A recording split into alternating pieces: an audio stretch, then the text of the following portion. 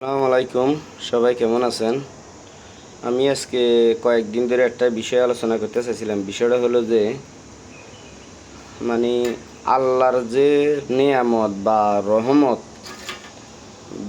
এই বিষয়টা হলো এখানে মাটি না, শুধু কিছু কাপড়ের টুকরা আর কিছু কয়লা। আমি একটা কুশেল খাইছিলাম, মানে আমাদের দেশে কুশেল বলে বা আগ বলেন।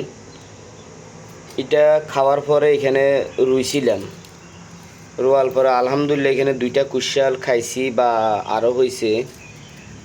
এত মিষ্টি, দেখেন আমি যেখানে আছি এটা হইলো মাটিও না বা কিছু না। এখানে 35 তলা একটা, সরি 35 তলা না, খুব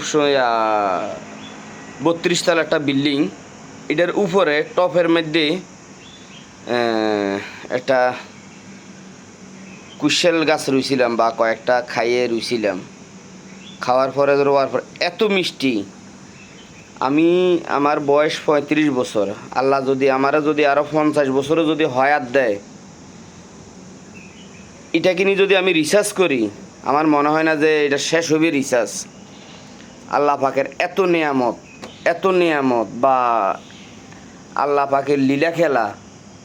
আল্লাহ যদি আমার আরও 50 বছর হয়াত দেয়, আমার মনে হয় না যে যে কুইর বা আখ, এটার রিসার্চ আমি শেষ করতে পারবো না।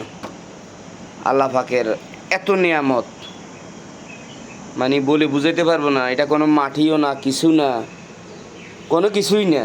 আল্লাহ পাকে যদি বলে 50 বছর আমাকে আরও যদি হয়াত দেয়, আমি যদি এটাকে নিয়ে যদি রিসার্চ করি, আমার মনে হয় না যে এটা শেষ হইবি। আল্লাহ পাকের এত নিয়ামত বা আল্লাহ পাকের এত লীলা খেলা, এটাই তার প্রমাণ। বাকিগুলো তো আর কি বলবো।